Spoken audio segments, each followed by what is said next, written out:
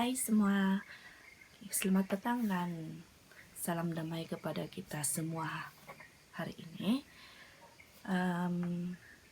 Pada hari ini kita telah memasuki hari yang ke-9 dalam program kita 10 hari berdoa.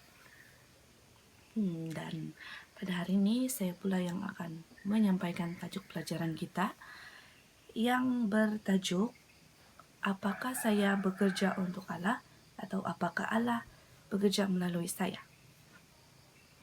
Sebelum itu kita renungkan ayat inti kita dalam Galatia 2 ayat 20 yang berbunyi begini. Namun aku hidup, tetapi bukan lagi aku sendiri yang hidup, melainkan Kristus yang hidup di dalam aku. Galatia 2 ayat 20. Baik, dalam perjalanan kita pada hari ini ada satu cerita tentang seorang mahasiswa teologi dari Austria yang telah berputus asa. Nama dia Sislot. Sislot ini dia telah diundang untuk menginjil di Kenya. Tetapi hanya dalam pertemuan yang dia menginjil itu hanya ada 30 tamu saja, 30 tamu ataupun 30 kehadiran saja yang muncul setiap malam selama 1 minggu. Jadi Sislot agak sedikit kecewa lah sebab dia menginginkan ada ramai kehadiran dalam penginjilan dia itu. Jadi satu hari karena kecewa, dia mengunci diri dia di dalam sebuah bilik dan dia pun berdoa selama 4 jam. Dalam doa Sislot, dia telah membentangkan semua keputusasaannya di hadapan Tuhan. Dia menyerahkan diri dengan seluruh keberadaannya dan dia pun menunggu. Dia yakin Tuhan telah mendengarkan meskipun ketakutan dan keraguan masih lagi mengganggu dia. Kemudian tibalah pertemuan malam seterusnya. Sislot agak terkejut sebab ada 600 orang tiba. Dia sangat bersyukur dan memuji Tuhan. Kemudian malam seterusnya ada 700 kehadiran. Dan malam seterusnya ada sampai 1.000 kehadiran.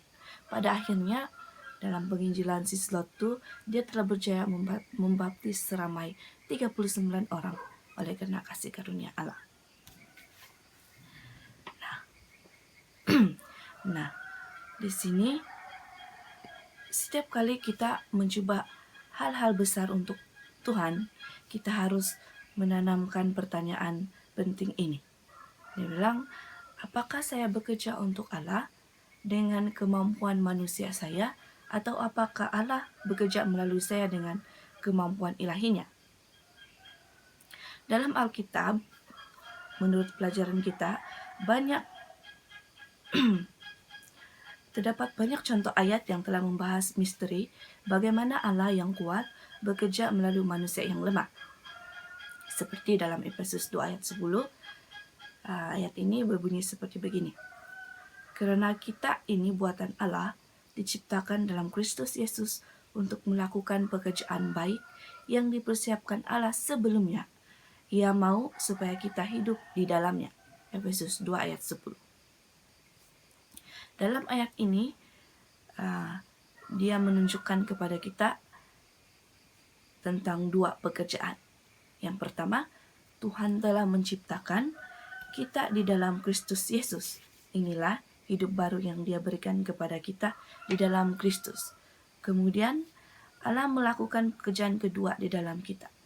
Pekerjaan baik yang telah dia persiapkan untuk kita lakukan. Jadi bagaimana kita harus hidup agar Tuhan dapat melakukan pekerjaan ini melalui kita? Dalam pelajaran kita mengatakan yang pertama, kita perlu hidup dalam Roh Kudus. Seperti dalam buku Ye Shall Receive Power halaman 286, sampai mereka menerima roh, mereka tidak dapat menyadari apa yang Allah dapat lakukan melalui mereka.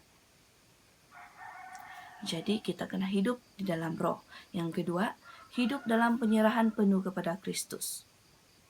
Dalam buku Kisah Para Rasul halaman 239, ia yang menyerahkan diri sendiri sepenuhnya kepada Tuhan akan dituntun oleh tangan ilahi. Sementara dia menyimpan pelajaran-pelajaran dari kebijaksanaan ilahi, satu perintah yang suci akan dipercayakan kepadanya.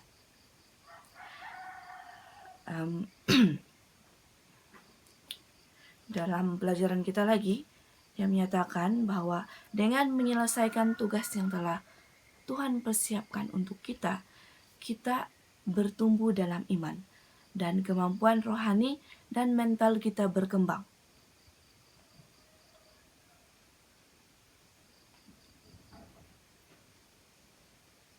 Bahkan dia bilang, walaupun kegagalan kita menyimpan pelajaran berharga, karena kita ini hanyalah manusia yang lemah,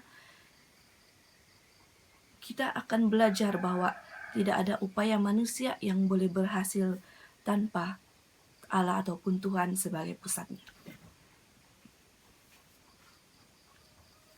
Kemasyuran firman itu tidak ada gunanya tanpa kehadiran dan pertolongan Roh Kudus yang terus-menerus.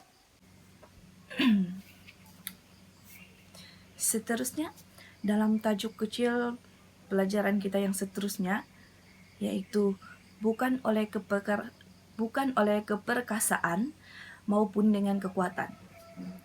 Dan seperti halnya pengkhotbah, seorang pengkhotbah itu harus diberdayakan oleh Roh Kudus. Demikian pula dengan penulis bahan kerohanian. Seperti dalam tulisan Ellen G. White dalam bukunya Letters and Manuscript volume 1 dalam halaman 532. Namun sepenggal tulisan ketika penulis tidak hidup sepenuhnya untuk kemuliaan Allah, tidak sepenuhnya berbakti kepadanya, malaikat merasa kurang tersentuh. Mereka berpaling dan tidak membuat pembaca terkesan karena Allah dan Roh-Nya tidak ada di dalamnya. Kata-katanya bagus tetapi tidak memiliki pengaruh hangat dari Roh Allah. Prinsip ini berlaku untuk semua tugas. baik pelayanan, mengajar, memimpin proyek misi, melatih anak, atau apapun pekerjaan. Bukan kekuatan yang berasal dari manusia yang membuat pekerjaan itu berhasil, tetapi kekuatan kecerdasan syurgawi yang bekerja dalam manusia yang membawa pekerjaan ke kesempurnaan.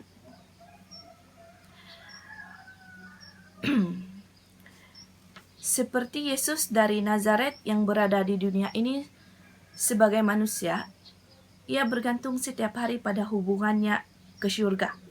Dia bertanya kepada murid-muridnya, "Tidak percayakah engkau bahwa aku di dalam Bapa dan Bapa di dalam aku? Apa yang aku katakan kepadamu, tidak aku katakan dari diriku sendiri, tetapi Bapa yang diam di dalam aku.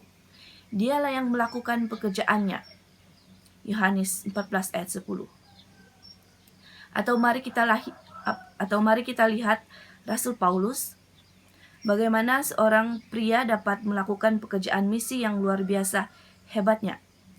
Dia berkata di dalam Galatia 2 ayat 20, yaitu merupakan ayat inti kita pada pelajaran hari ini, "Aku telah disalibkan dengan Kristus, namun aku hidup, tetapi bukan lagi aku sendiri yang hidup, melainkan Kristus yang hidup di dalam aku." Galatia 2 ayat 20. Paulus menyerahkan otonominya ataupun keupayaannya dalam membuat keputusan dalam hidupnya dan membiarkan Kristus memimpin hidupnya. Dia menjelaskan bahwa sebab aku tidak akan berani berkata-kata tentang sesuatu yang lain kecuali tentang apa yang telah dikerjakan Kristus olehku, yaitu untuk memimpin bangsa-bangsa lain daripada ketaatan oleh perkataan dan perbuatan, oleh kuasa tanda-tanda dan mukjizat dan oleh kuasa Roh. Roma 15 ayat 8 hingga 19. Kuncinya di sini adalah kita berada di dalam Kristus. Allah ingin melakukan hal-hal luar biasa, bahkan sampai kepada masa sekarang, yaitu hari ini. Rencana Tuhan jauh melampaui kemampuan kita sendiri. Hanya dengan hubungan doa yang berterusan dengannya, kita dapat melaksanakan tugas yang telah Dia persiapkan. Dia mengundang kita di dalam Yeremia 33 ayat 3, berserulah kepadaku, maka aku akan menjawab engkau dan akan memberitahukan kepadamu hal-hal yang besar dan yang tidak terpahami, yakni hal-hal yang tidak kau ketahui. Yeremia 33 ayat 3. Baiklah, sekarang kita telah sampai kepada bahagian akhir dari pelajaran kita pada hari ini. Pelajaran kita menekankan bahwa kita perlu berdoa melalui firman Tuhan. Karena jelas telah dikatakan melalui pelajaran kita tadi bahwa kemampuan manusia hanya mencapai hasil manusia. Seperti Nabi Musa yang dipakai Tuhan untuk keluar dari Mesir, kita perlu berdoa untuk berserah atas kekuatan ilahi Tuhan seperti yang dilakukan oleh Musa setelah bertahun-tahun menjadi gembala. Akhir sekali, pelajaran kita menjelaskan kepada kita sekali lagi bahwa kita ini diciptakan di dalam Kristus untuk pekerjaan baik, seperti dalam Efesus 2 ayat 10. Karena kita ini buatan Allah, diciptakan dalam Kristus Yesus untuk melakukan pekerjaan baik yang dipersiapkan Allah sebelumnya. Ia mau supaya kita hidup di dalamnya. Efesus 2 ayat 10. Marilah kita sama-sama merenungkan rangkap terakhir dari pelajaran kita pada hari ini. Tuhan, jadikanlah kami alat di tangan-Mu untuk keselamatan dan berkat bagi sesama kami. Kami tahu bahwa penggenapan Injil bergantung pada pertanyaan ini. Apakah saya bekerja untuk Allah dengan kemampuan manusiawi saya, atau apakah Allah bekerja melalui saya dengan kemampuan ilahinya? Ajari kami bahwa kami tidak dapat melayani Anda sendiri. Terima kasih telah berjanji untuk bekerja melalui kami. Mohon berkati pekerjaan tangan kami. Tuhan memberkati.